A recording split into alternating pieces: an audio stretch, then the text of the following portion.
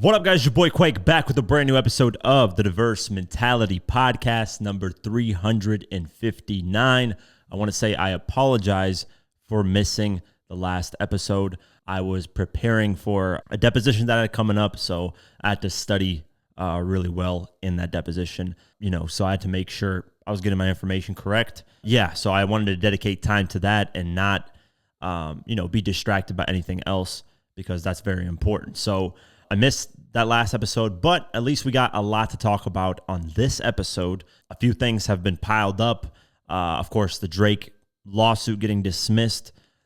Jim Jones running his mouth towards Tony Yayo, which I'm going to address as well because that's just hilarious.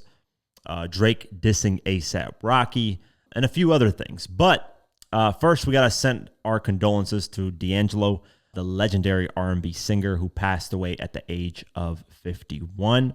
D'Angelo's family has confirmed that the iconic singer died on Tuesday at the age of 51. In a statement after the news broke on social media, they described him as the shining star of our family and revealed his cause of death to be a private battle with cancer.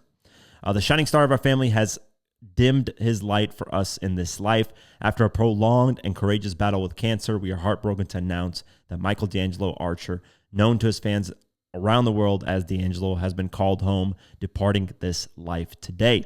October 14, 2025, we are saddened that he can only leave dear memories with his family, but we are eternally grateful for the legacy of extraordinary, moving music he leaves behind, they wrote. We ask that you respect our privacy during this difficult time, but invite you all to join us in mourning his passing while also celebrating the gift of song that he has left for the world. Very well said. Condolences to D'Angelo's family and friends, and rest in peace to the R&B legend. Now let's get into the Drake lawsuit. So that lawsuit has been officially dismissed. A lot of people basically some people were tweeting me and some people were messaging me saying, "Ha, Quake, your take on the Drake versus Kendrick Lamar, who really won, of who won the war, is basically wrong," or that, you thought Drake was going to win the war. We'll get into that in a little bit, but first let's talk about why this lawsuit has been dismissed. So first, let's go over the article. Breaking news has just hit the hip-hop world. It's not new right now, but it has been revealed by Billboard that Drake's defamation lawsuit against UMG has been dismissed. The rapper was suing UMG over Kendrick Lamar's Not Like Us, which includes bars about Drake allegedly being a pedophile. According to Judge Janet Vargas, the fact that these allegations were made during a rap battle shows that there was never a case to begin with. UMG had previously filed to dismiss the case. Judge Vargas approved that motion. Her statement was carefully crafted and strongly worded. The artist's 7-track rap battle was a war of words that was the subject of substantial media scrutiny and online discourage, the judge wrote.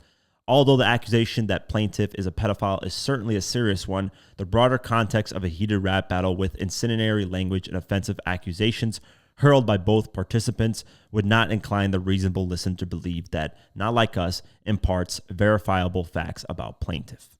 Basically, in lawyer terms, hey, this is a rap battle. Both of you made accusations with no proof. It's just entertainment purposes, basically, that most people wouldn't 100% believe that Drake is a pedophile or that 100% Kendrick Lamar is a domestic violence abuser, right? UMG releases a statement following that, and this is what they had to say. In a statement shared with Billboard today, UMG spokesperson made it clear that they're pleased with the outcome. From the outset, this suit was an affront to all artists and their creative expression and never should have seen the light of day. We're pleased with the court's dismissal and look forward to continuing our work successfully promoting Drake's music and investing in his career.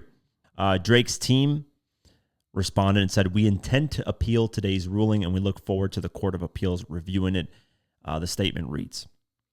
Now, when you look at it like this, yeah, it makes sense, right? The judge is basically saying, hey, this is just entertainment purposes. And even the judge pointed out that in another statement that the judge said, which is not on here, but the judge pointed out that, Drake, you're the one that called out the pedophile thing first, which was in that Tupac freestyle where, I forget what the bars were, where he basically said, I know what angle you're going to go. You're going to call me a pedophile. So when you bring that on first, it's like, it kind of makes sense for Kendrick Lamar to go that route and clown you about that, So that's kind of I get why it's dismissed, but I think an appeal might end up working because they might do an appeal with broader evidence that people think, he's an actual pedophile. Because Charlie Kirk, if you guys know that guy that got assassinated, there's actually a clip of him which is interesting because this kind of shows the people that aren't into hip hop. This shows how the battle's kind of viewed to people that don't really know anything about hip hop. They're just kind of like fans that just occasionally listen or something like that. So there's a clip of Charlie Kirk where he gets asked by somebody, Drake versus Kendrick Lamar, who? And he says, I don't know anything about the battle, but Drake is a pedophile from what I'm hearing, so we don't like pedophiles here. So he goes with Kendrick Lamar.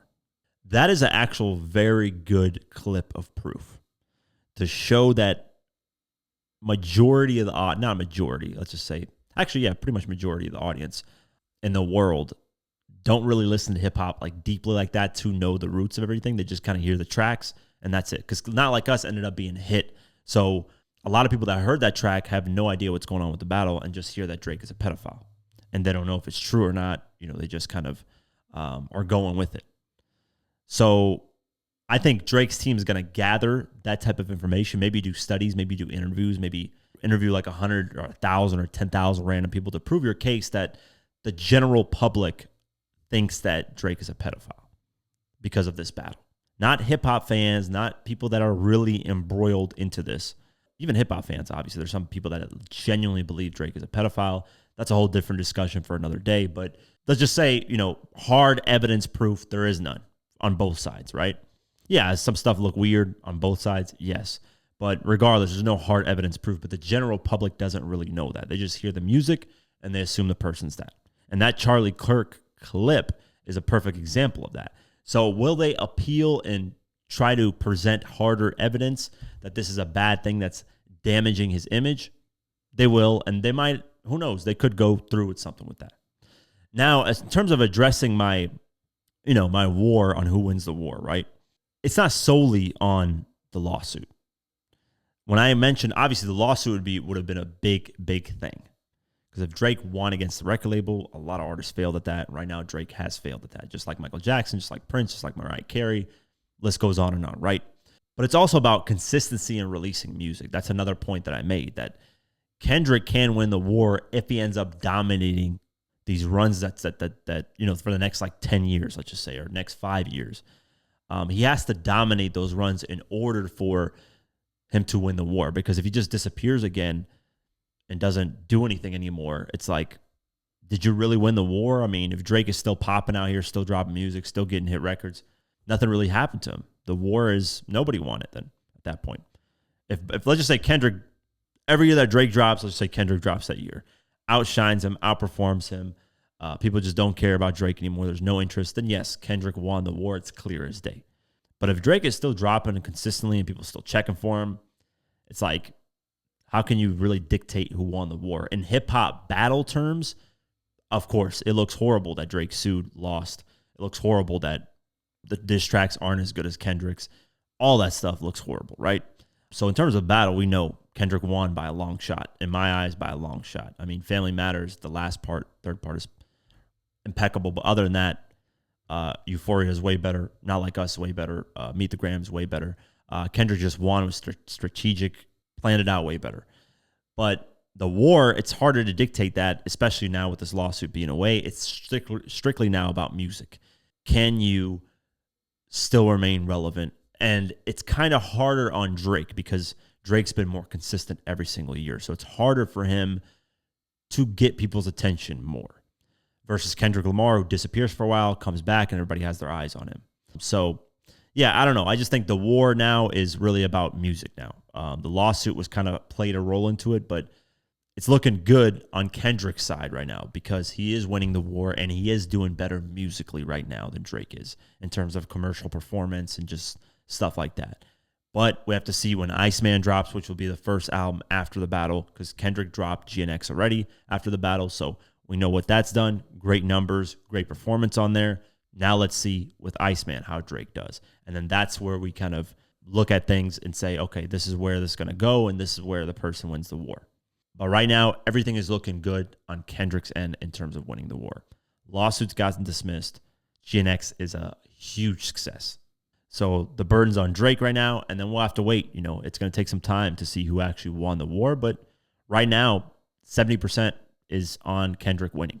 30% is on Drake. To me, it was more With the lawsuit thing, if that ended up going through, it would have been like 60% Drake and 40% Kendrick. But clearly right now it's on Kendrick's side. And like I said, I have no horse in this race. I love both artists. I've listened to both artists. I think both artists are amazing. And I know people don't like me saying that. They want me to pick a side. I don't care. I mean, I just like both of them. I can't lie to you guys and pretend to like a certain side. If I like a certain side, I will tell you guys. I've always been solid on being on a certain side, but these two, I just enjoy them. I'd rather them make music together than beef, but it is what it is. But that's the updates on the Drake lawsuit and kind of my opinion on what's going to happen with the war. Right now, everything's looking good on Kendrick's terms, but we'll see, man. It takes time. These things, war, people see the after effects of who won wars long time later. So, yeah, we'll see what happens moving forward. After the dismissal of the lawsuit, Kendrick Lamar's Not Like Us as well has spiked up the charts. According to PG Lang updates on Twitter, the West Coast hit Not Like Us has re-entered iTunes and Apple Music Top 100 charts after the judge dismissed the lawsuit. The page reports that the track received 1.2 million streams on Spotify on the day the decision came down. So, yeah, this track is just getting... I don't think it's ever going to go away at a certain point. But, yeah, it's climbing up the charts potentially again, and it's just going to be a nightmare for Drake moving forward. New updates on Diddy, and it looks like he has to hand over any type of freak-off evidence that he has. So let's go over the article.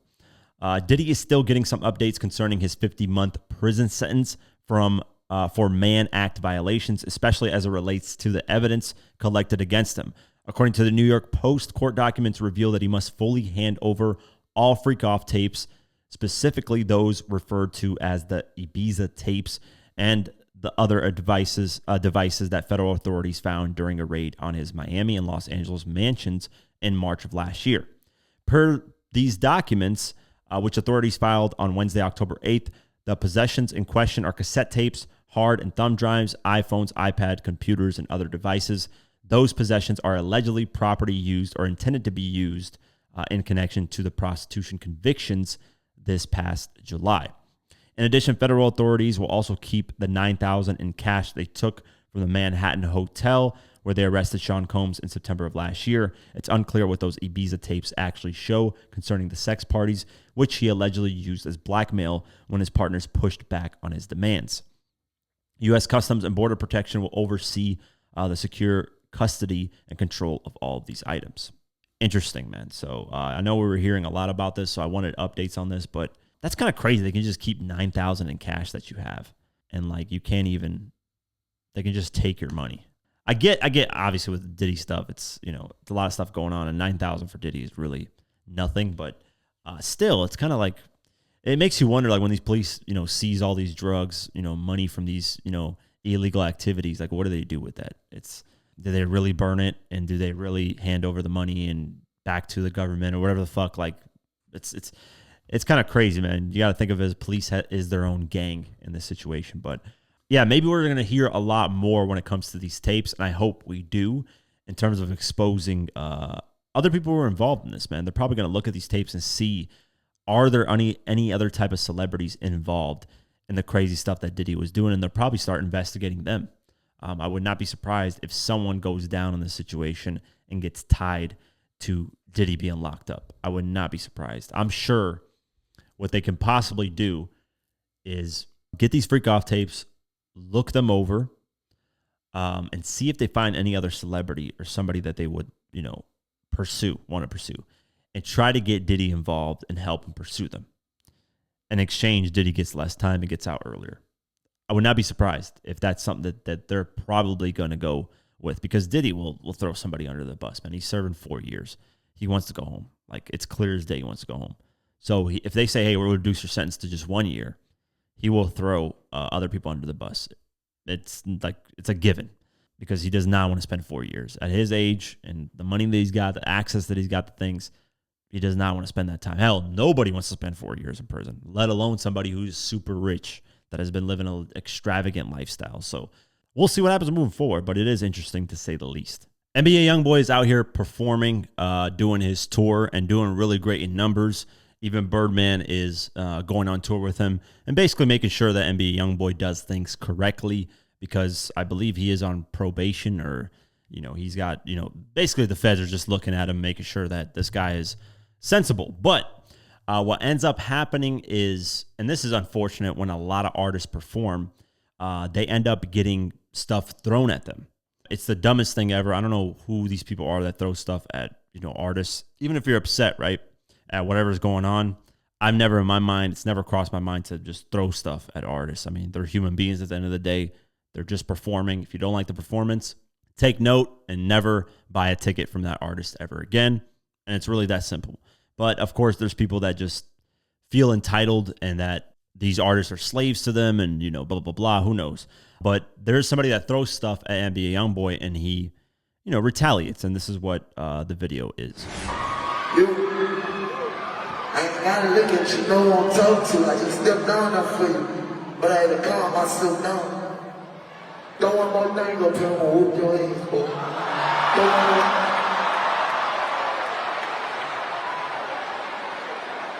I ain't gotta look at you, boy. Say, you do 3 shakes up here. This crazy motherfucker, boy. Green flag.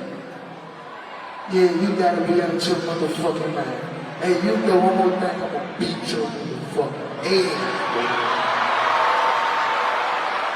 You play with me tonight if you want to.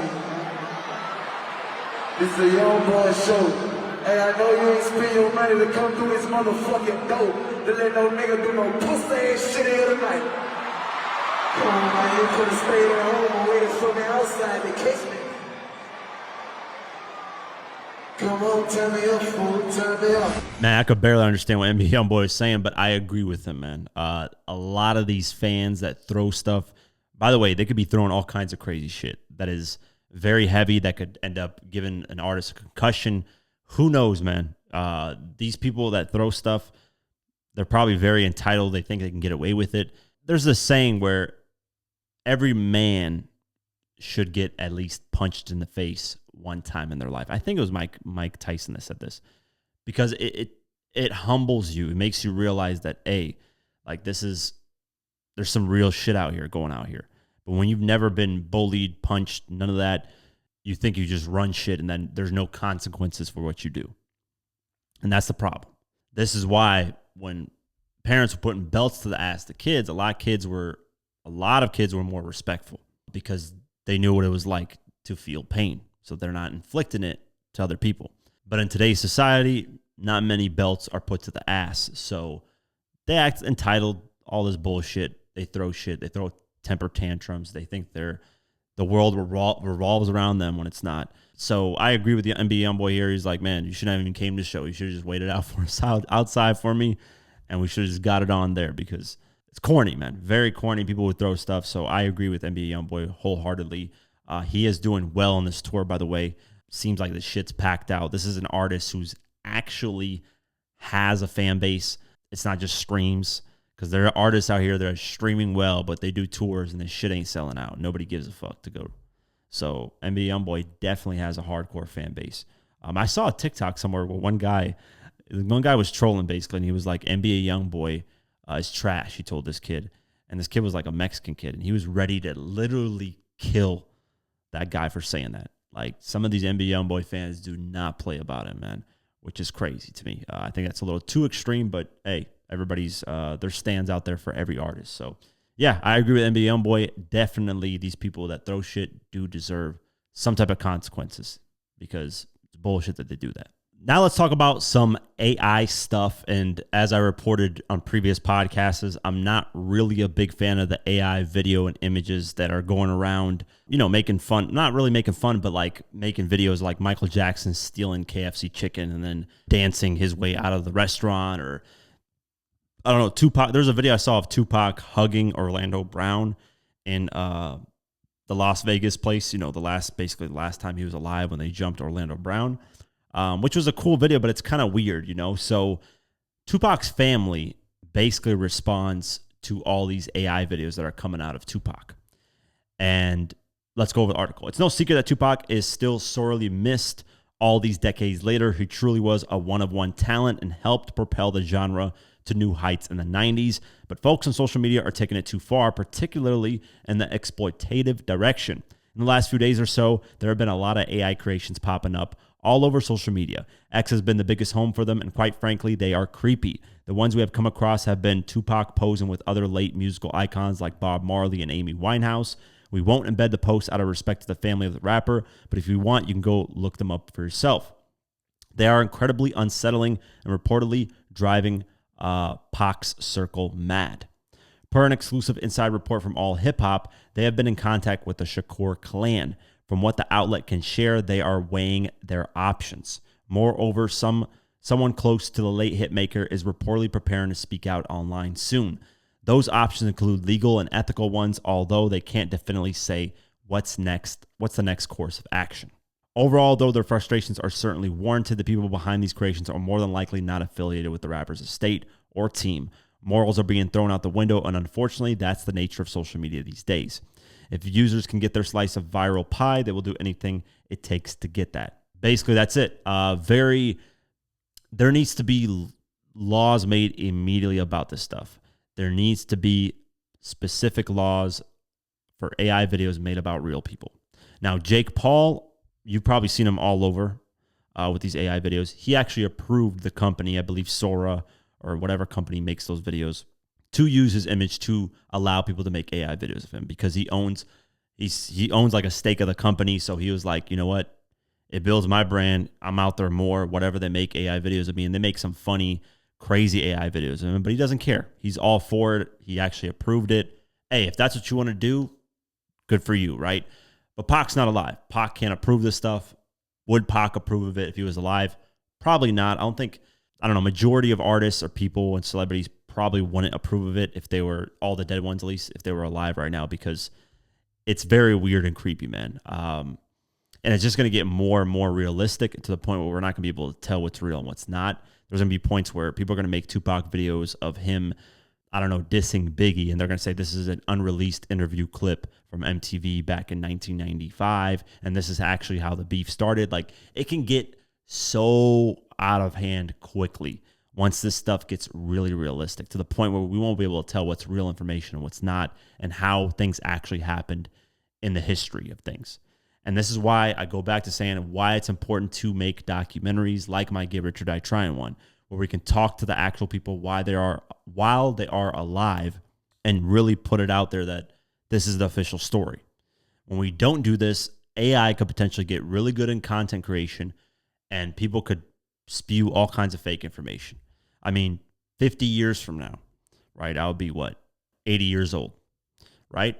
Somebody could probably make a video about the Jay-Z and Nas beef and say Jay-Z made this diss track right before Nas released Ether, and Jay-Z called out Nas's career and knew exactly where Nas was going to go in his career, and clowned him on this, and say this is the illest diss track in the battle that nobody really paid attention to. You know, like, just spew history to things that never happened, right?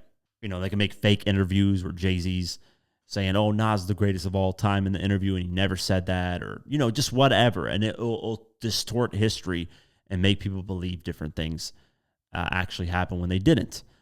So it's a very slippery slope, and there needs to be laws like the Trump administration, whatever the fuck they're doing over there. Please focus on this AI stuff, make laws about it, because it's going to get out of hand very quickly. And I agree with Tupac's family, man. If you're out there listening to this podcast and you're one of the people making AI videos of these people, please don't do it. Just stay away from it. It's not worth it. I put myself in other people's shoes. I couldn't imagine people making AI videos of my dad who just passed away and making funny videos of him. And, you know, I don't know how I would handle it. That's a very fucked up thing to experience. Now, imagine somebody that you love that passed away, somebody making AI videos of that person doing all kinds of stuff. You wouldn't like it. Nobody would. So look at it from that type of lens and put yourself in other people's shoes, and you won't be doing the crazy stuff that disrespect other people's families and stuff like that. But yeah, that's my take on it, and I'm glad Tupac's family is speaking out. Drake is back to testing out the markets after the lawsuit situation happened and it got dismissed. He is out here leaking snippets of songs, and on this track, he decides to go at A$AP Rocky again. I think going at A$AP Rocky is just the dumbest decision, but let's listen to the snippet. Talk about Drake and you get a whole lot. Talk about Drake and you get you some streams. Talk about Drake and you get you some guap. You Caught a 150 right in your face, we heard nobody drop. That's not how we rock. I'm talking spicy hot. Hey, I'm talking spicy hot. Man, how the fuck is your day one gon' testify so you can sit in a box? Either you never did shit for your brothers or them niggas must have forgot. Too much forgiveness. Clear as day what he's referring to here. It's obviously A$AP Relly who decided to testify against A$AP Rocky in that whole shooting trial that happened. And Drake is saying, you know, talk about Drake and you get to some streams. Man, how the fuck is your day one going to testify so you can sit in a box? Either you ain't never did shit for your brothers or they must have forgot, which is some hard bars, by the way. But here's why I'm saying Drake shouldn't. It's like a dumb reason to diss A$AP Rocky. One, A$AP Rocky hasn't had any type of relevant music in his career in a long time. A$AP Rocky's biggest hit is literally Drake's song, which is fucking Probs. It started as a Drake record. And yeah, why give attention to somebody who hasn't been just relevant musically at all? What Drake is saying here is Drake is going to help you with your streams by responding. I don't know why he responds. Like, A$AP Rocky is the last person Drake should have ever gave any attention to. It's better for him to respond to William Roberts, a.k.a. Rick Ross, than it is A$AP Rocky. Because A$AP Rocky is even struggling to release his album, which is called Don't Be Dumb. He's dropped songs, they flopped. They keep asking for release dates. He has none anymore because he doesn't know what he's going to do. The album's probably going to flop like crazy, and he probably doesn't want to release it because if it flops, Drake's going to clown him. The only person that can actually save maybe A$AP Rocky's music career is his wife. I don't know if they're married or not, but Rihanna. If Rihanna makes a comeback on A$AP Rocky's album, everybody will listen to that song. So that's the only person that can actually save A$AP Rocky's music career. Other than that, the guy's a fashion guy. He's not an artist anymore. Hasn't released anything good musically in a long time. So I don't know why Drake's sending shots. I hope this song is actually him sending shots at different people instead of just A$AP Rocky. But regardless, Drake is probably gearing up to release this Iceman album, especially after that lawsuit dismissal. I'm sure he's got a lot to say. And we'll see, man. We'll see how that album is. I hope it's a good album. I talked about it earlier about the dismissal and maybe Drake's long run in the war portion and potentially winning if he can remain relevant musically. So we'll see now that the issues with UMG and Drake, I want to say are cordial, and UMG said they're going to put more money in promoting him. Maybe his music will chart a little bit better as well. Who knows? But that's Drake's diss towards A$AP Rocky. Jim Jones. If you don't know who Jim Jones is, he is that guy that literally has one song, We Fly High Ballin'. Amazing record, by the way. But this guy who has been making headlines saying he's better than Nas, who has been crying about his relationship that has been broken with Cameron, who in the past got robbed by True Life and clowned, and various other things, is doing an interview with Memphis Bleek. Basically, they're doing interviews on each other's platforms. And the second part of the interview towards the end, because I watched the full 2 hours, I believe 2 hours and 30 minutes, because I don't want to take anything out of context. And I'm going to talk about why that's important a little bit later. So I watched the full 2 hours and 30 minutes to see, what made Jim Jones act out. And what did he act out about? He acted out about Tony Yayo. Memphis Bleek just mentioned Tony Yayo again, which I think Tony Yayo has gotten under the skin of Memphis Bleek because Memphis Bleek has already mentioned Tony Yayo 3 times. One on Drink Champs, one on Shannon Sharp show, and now here. Possibly more, but 3 times already he's mentioned Tony Yayo. Let's play this clip first of Jim Jones calling out Tony Yayo after Memphis Bleek mentions him. You know, me from the hood, so people right. look at Bleek and don't understand the business he's doing. They always look at Jay like, oh, Yeah. But nah, That's why, nigga, Bleek that's out why here you got making niggas like moves. Yayo talking about, Jay don't take care of, nigga. I don't need Jay to go on tour. Yo smoke hard coke, yo. Yo, chill. Yo, chill. You look like you need to be taken care of, nigga. You look like you need to go to the dentist. You need to look like you need to brush your teeth. You look like you need hygiene, nigga. You look like you need help. Tell your man 50 send you an ounce or something, yo. You do need You that might help. need That's 2 why- ounces, nigga. that's why Paid you in full looking to movie, see- nigga. I got a G for every bump in your face, nigga. I promise you that, nigga. That's I a promise fact. you that, nigga. That's why he worried about Peon, you broke, nigga. You know See? I got it, nigga. What's Don't- up? The ain't bag nobody- is up. The bolsa. Hey, yo. Hey, Flea, win on both sides, Flea. Let me finish that off. Ain't nobody taking care of niggas over here, B. Pardon me. Nah, you good, my nigga. I fucking love it. Niggas deserve it. They need to hear this shit, man, because they bugging out here. All these niggas worrying about who taking care of who. We take care of we. Ain't no who nigga. take care of who, nigga. Up, you nigga. know who doing it. We live. Us, we getting the money. gangway, nigga. We take You care feel of me? everybody, nigga. We take care of each other, nigga. That's a You heard? fact, my G. Hey, that's my response to it. If you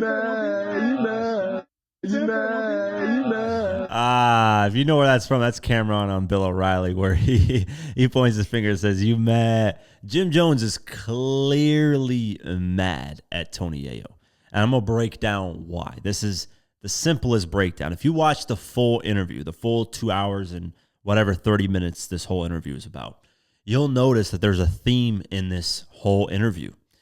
Jim Jones is talking about what ifs a lot in this interview. What if me and Cameron never had beef? What if, Rockefeller and Dipset were cool? What if this, that? What if that? He's talking about his past relationships, and he's really hurt about his past relationships not being good right now. Now, Memphis Bleek, on the other hand, he's cool with Jay-Z, but Jim Jones is not cool with Cameron. And here's why this all matters. First, I talked about earlier context, right? Memphis Bleek keeps mentioning Tony Yayo, and I think Memphis Bleek has never watched a full clip of Yayo mentioning him. I think he's just seen headlines and just assumes that Tony Yayo is disrespecting Memphis Bleek. Tony Yayo is not. If you look on the $1 Million Worth of Game podcast, Gilly and Wallow, they kind of joke, they joke around a lot. But in the podcast, they basically say, because Yayo mentions that Jay-Z doesn't really take care of his artists like 50 Cent does. And they say, what, man, Memphis Bleek's broke and stuff like that? Yayo's like, no, I'm just saying 50 Cent takes care of his artists as if they're his friends, close friends. And why is Yayo mentioning this? Because a lot of Jay-Z's artists, he doesn't treat like friends, majority of them actually. And if they're struggling, if they have issues, he doesn't associate with them. He kicks them out of their way, never hear from them ever again. Matter of fact, most people don't even know J. Cole signed to Jay-Z. That's how little he's involved with his artists, that he had him on one album, Blueprint 3. After that, you never heard of, and then he was obviously on J. Cole's first album, but after that, you never heard of them working together again. Just, you forget that J. Cole's even Jay-Z's artist that he was signed. Regardless, I'm saying all that to say, so Yayo's talking about how 50 looked out for him, right? Yayo, got out of prison. 50 had a penthouse for him in New York, $1 million in his bank account, chinchilla coat, everything. Traveling the world.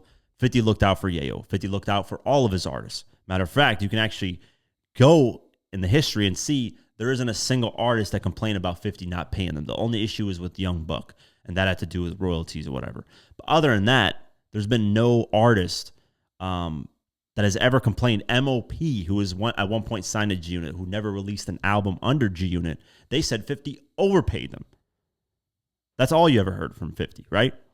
So I'm saying all that to say, Memphis Bleek mentions him, but Yayo isn't disrespecting Memphis Bleek in these interviews. He's just saying that 50 looked out for his people a lot more.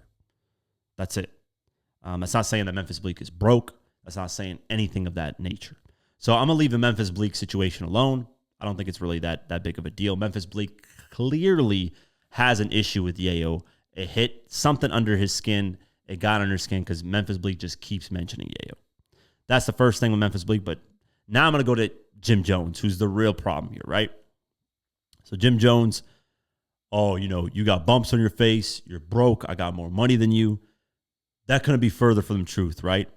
But that's not even the point, right? The 50 Cent Final Lap Tour, Tony Yayo was part of that, made a lot of money off that. That tour made about $103 million, I believe. Potentially more, $105 million. I don't remember the exact number, but an astronomical amount of money, right? Not many artists can make 9 figures off their tour. That is very rare, especially an artist who hasn't released an album since 2014. So 50's done that tour, astronomical numbers. Yayo was a part of it. Uncle Murder's a part of it. They got paid handsomely. Yayo constantly talks about eating pancakes with what does he say? I don't even know the rich food that's on there, man. Caviar and pancakes and stuff like that, whatever. There's a reason why Jim Jones is acting very aggressive towards Tony Yayo. Like I said, throughout the whole interview, the theme that Jim Jones brings up a lot is that if we stayed together, we would have had a lot more money, if this, if that. So you can imagine with Tony Yayo being close to 50, them always staying together, Yayo never being tricked out of his position towards going against 50, you can see how Jim Jones looks at that and gets jealous and upset because that could have been him had he's played his position. But he's never done that. And let me break down a little bit of history for you guys. So 50 Cent was beefing with Cameron back in late 2006, 2007. Cameron, as the leader of Dipset, had some internal issues with Jim Jones and Joel Santana, but nobody knew that. That wasn't a public thing. 50, as he's beefing with Cameron, notices Jim Jones obviously has the hit record with Ballin' at the time. Essentially, he's looked at as the leader now because Cameron doesn't have that hit record. That's kind of how the things shifted at that time. Jim Jones being not a loyal person, not being smart in the situation, thinks he's bigger than Cameron, thinks he's basically the head of Dipset now because he has this hit record. Being a moron and not a loyal person, he gets tricked into basically almost signing with G-Unit. He goes on stage with 50 Cent. This is in the midst of 50 Cent beefing with Cameron. 50 played Jim Jones like a peon. Notice how Jim Jones called Tony Yayo a peon. All flipped around. Looking back, Jim Jones, you were a moron, a peon. 50 played you against your own man that you were hustling with. And the reason why you're so mad at Yayo is because you got tricked out of your position. Now you ain't cool with Cameron anymore.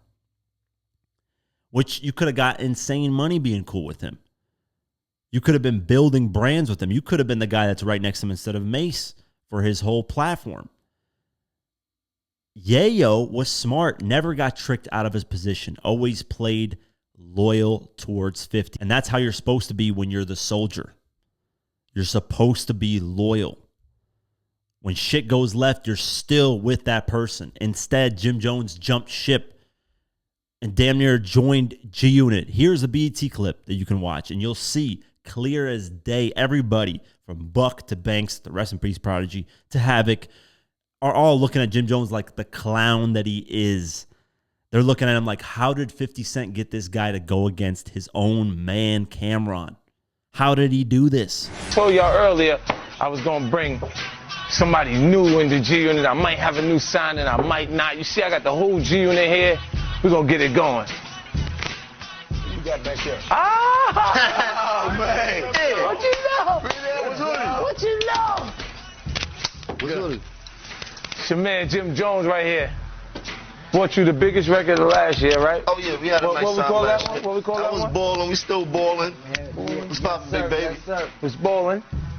You know, so man, we got this. So why was you here? Right? We gotta do that one time. Tell me, I'll show you how you do it. You got to pass me the ball for That's how we gotta do that. Throw you the ball, baby. You know what I mean? Shit, we here. I just came to show some support. You know, I respect G-Unit is one of the few movements that I do respect in this game and things like that. You know me, I'm a hustler, so I'm always open for money and things like that. But, that's what this is. This is the ultimate hustler version of Rad City right here. It's still diplomats though, baby. Yeah, let's talk about how like what you got going on. Oh, now you know I got a new deal pending. I don't want to break no hearts and shake the tables too much, but somebody to offer me a whole bunch of money that I can't refuse and things like that. Well, but, don't blow that. Negotiations is done. I'm not gonna blow that up too much, but I think it's pretty much done. You dig? Even Cameron, when he was talking to 50, he was like, how did he get my own guys to go against me? 50, what you did, so we was having interior problems at Dipset. Nobody knew about this. Nobody knew that we was like not on the same page. Right. So when me and you were battling during our music thing, you got members of Dipset to come to your show. And I'm like, so I'm sitting there like, Yeah, that This was nigga is just kind of smoke. 'Cause I wouldn't have thought about reaching out to Yayo or Lloyd Banks. I'm like, niggas going public with this? I'm like, yo. What was your thought process behind saying, yo, you know what? Fuck the songs. How did this work? Let me say this. Look, how'd it go? When Ballin' took place, and I'm looking and I'm going, oh, he having a moment. That's the Lloyd Banks. It's Lloyd Banks thing. He wanted that. He was watching them be that, like Mace be that, and Cam be that, and looked at, and it was finally he had one. Mm-hmm. And I just looked, and I knew I just took the shot, Murder, to see, because I wasn't sure he was gonna go for it. Mm-hmm. But I was like, we like Jimmy better than you anyway, Cam. You gotta watch to see how he responds. And then when you see, he like, oh shit, he really like that. Hey, give me this, get me Jimmy. Yeah, tell him we want you at the show, Jimmy.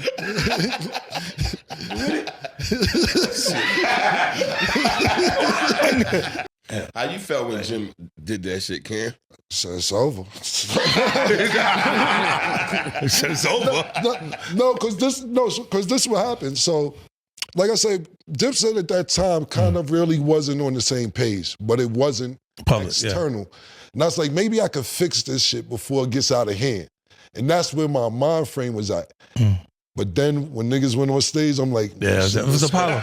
Shit that spun out of your nigga. It just went out of control. It is a checkmate moment, which was, I said, this nigga's devious right here. All right, devious shit right here. But I respect it. I liked it, that shit. I liked it, that shit. Because they're not loyal. Jim Jones is not loyal. He cries about being loyal, but that's clear indication. One, his head was too big. He violated so many 48 laws of power. Never outshine your master. He violated other laws that 50 just used all these laws against him because he's a moron. And now, as time's gone on, Yayo is still eating, still making money, traveling the world. By the way, Yayo has done tours by himself overseas. So it's not like he needs 50, but obviously 50 brings in majority of the money because 50 is at a different level, just like Jay-Z, right? And even Cameron is getting up there to that level. Those are the guys that are the leaders of their group. G-Unit is here. Dipset can be here. Rockefeller can be here. But G-Unit was obviously the biggest group. But regardless, these are the guys. Not everybody can be a 50 Cent, a Jay-Z, a Cameron. There has to be soldiers that play their role, and Jim Jones never played his role. This should be a class about loyalty because this is how you learn from other people's mistakes. When you are on someone's team, you ride for that person, especially if they're looking out for you, which Cameron has done for Jim Jones. He actually told him to rap. Cameron's probably looked out for him in all kinds of ways. And you can imagine when Jim Jones goes and joins 50 Cent in the midst of Cameron and 50's battle, how does Cameron look at that? You just ruined everything. 50 tricked you out of your position, like the peon that you are. And that's what eats you inside. This whole interview, watch the 2-hour interview. He mentions so many times about the past and how if they were to stay together, they would make a lot more money. You guys could have been on a Dipset tour right now doing your thing. But instead, you looked at it short term. You looked at it from the perspective of, man, Cameron ain't popping like 50's popping. Let me just join that shit because I'm having little issues with Cameron. I'm just going to join that shit. Imagine if Yayo, right? When 50's beefing with Rick Ross and things look shaky and Rick Ross got hot in 2010 with this song, blah, blah, blah. Imagine if Yayo joined Rick Ross and signed to Maybach Music. That's what this was back in 2007. You literally almost joined G-Unit. You were on stage with 50, playing your music. 50 played you, and you can't get over that. And you're mad that Yayo's never been played.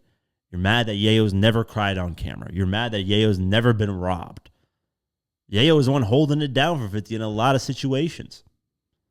Now, I can't speak for you whether you're holding it down or not. You say you have, but doing that in front of the public, joining your boss's enemy, dumbest move ever, and it's haunted you. That's why you reacted the way you reacted towards Yayo. You're mad. You're mad you fucked up. And as the years gone on, you see Yayo never fucked up. Yayo played his position like a smart person does. Not everybody can be a Cameron, 50, or Jay-Z. Some people have to be Tony Yayo, Memphis Bleak, or Jim Jones, and nothing's wrong with that.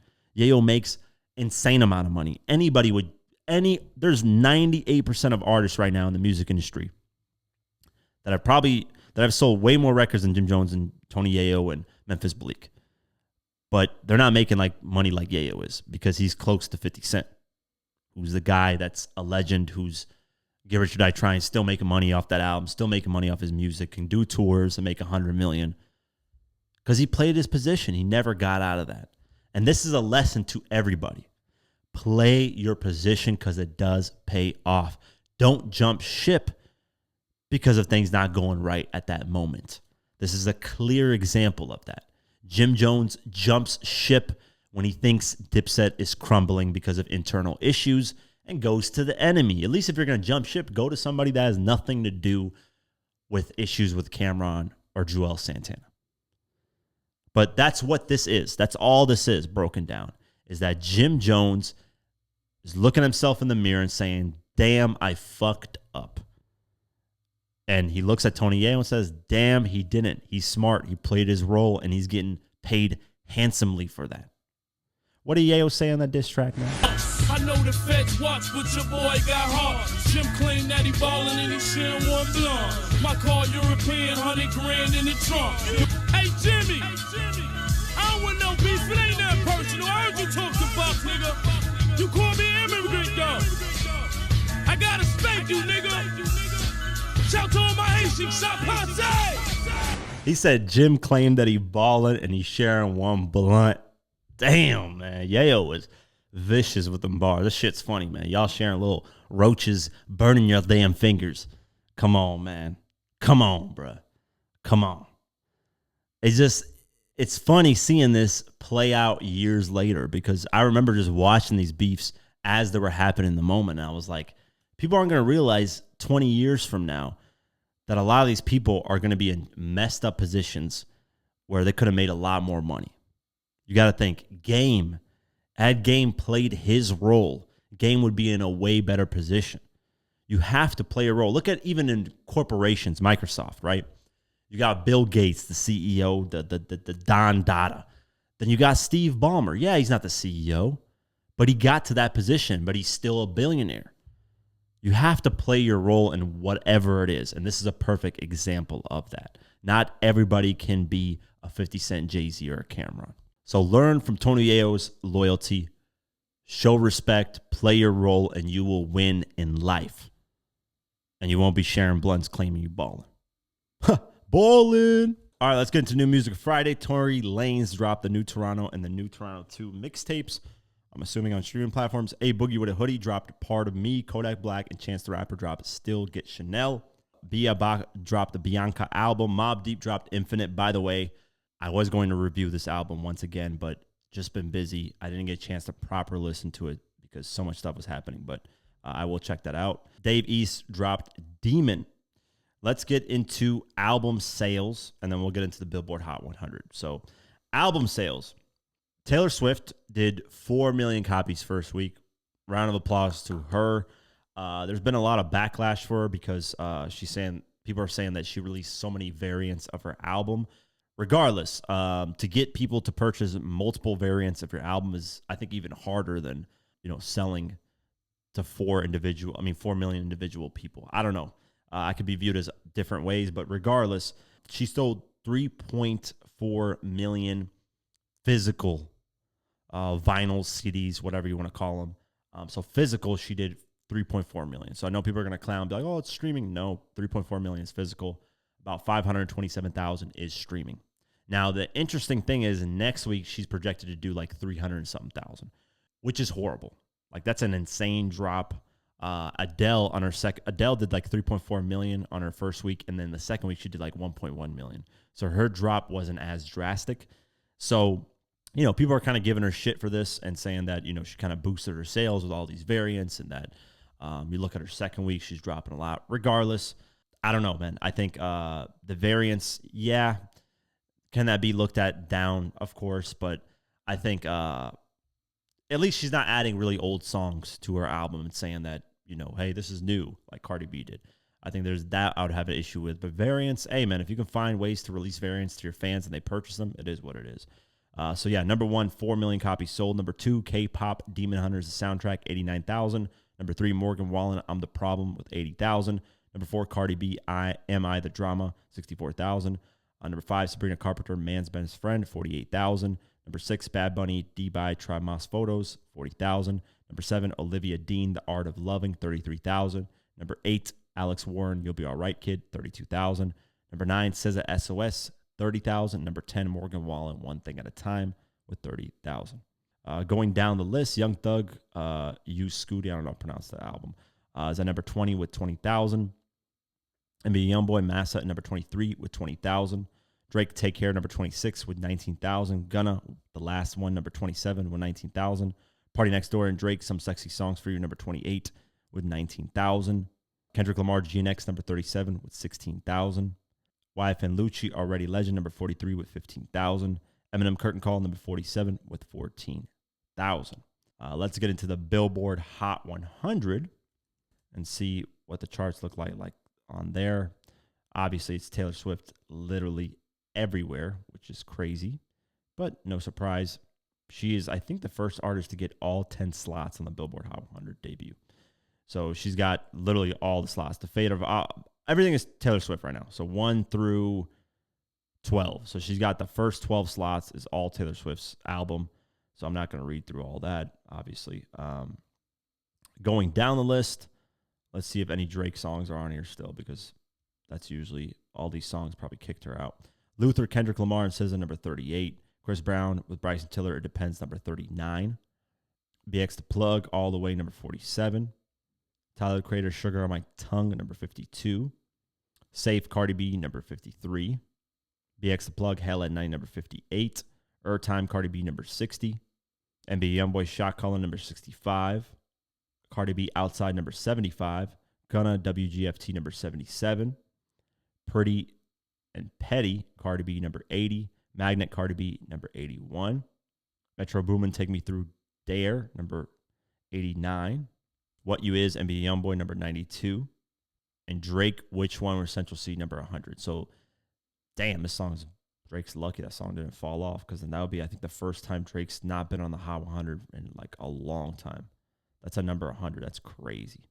Barely hanging on there with that. So I'm surprised that song's even hanging on. I would expect What Did I Miss be the record that hangs on, but crazy, man. But yeah, that's it for today's episode of the Diverse Mentality Podcast. Appreciate you all. As always, Spotify, Deezer, Podcast, YouTube, all that. Have an amazing night, day, whenever you listen to this, and peace.